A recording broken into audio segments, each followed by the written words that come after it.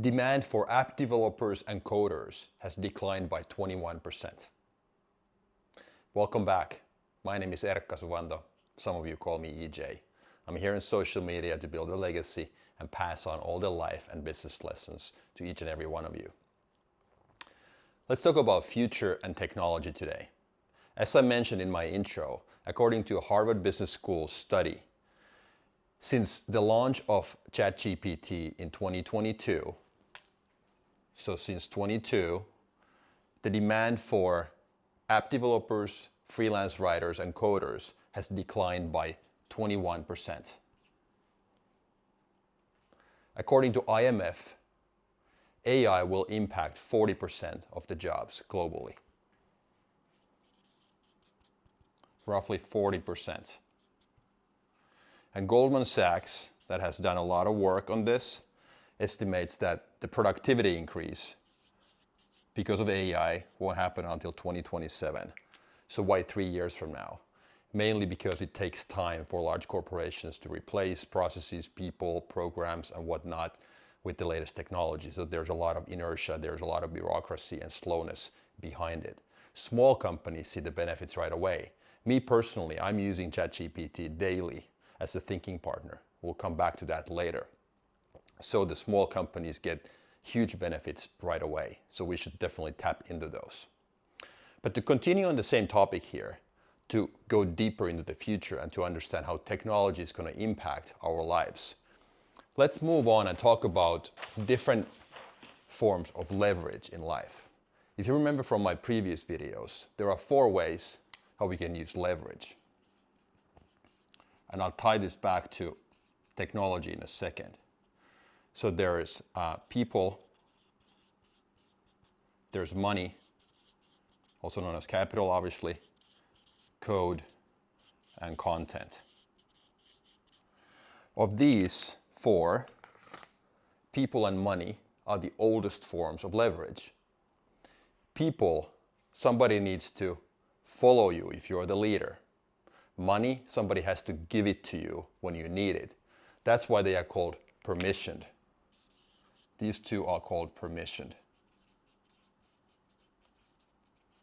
Whereas the new ways of leverage or forms of leverage, code and content, are permissionless. Permissionless. Which means that I don't need anybody's permission to write a piece of code, to create a program or an app that leaves a legacy. I don't need anybody's permission to start broadcasting, write a blog post or do a podcast or face the camera and do my TikTok and Instagram and YouTube videos. Those are the new forms of leverage, and the new leverage are using these forms of leverage nowadays. And the way this ties back to the future and technology is that if you think about what's going to happen with AI, robotics, quantum computing, and everything, countries are in deep trouble for 2 reasons. I'm talking about the global north. Population growth has declined. In many countries, in many Western economies, actually, the population is declining, not increasing anymore or growing. And at the same time, our debt levels are going through the roof. So somehow we need to increase the productivity. If we have less people in the workforce, then robots might become the solution. Robots are basically today's people. And they also, whereas in the past they were permissioned, but now because of technology they become permissionless.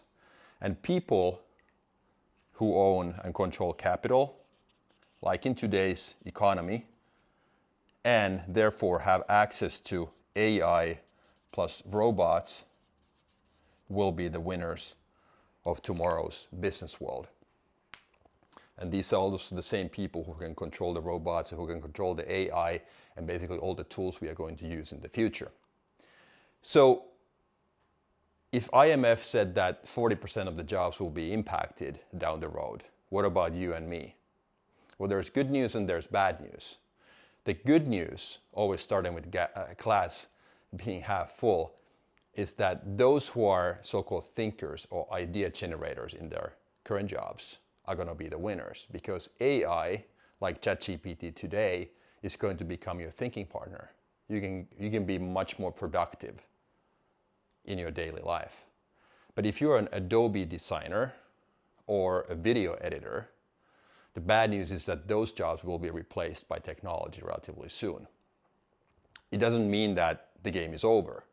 The game is over probably regarding your old job, but people have always dealt with huge shifts in technology.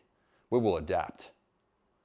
The only thing we have to worry about is to make sure that we put ourselves out of business before somebody else does it, meaning that we control our own future. That's the key.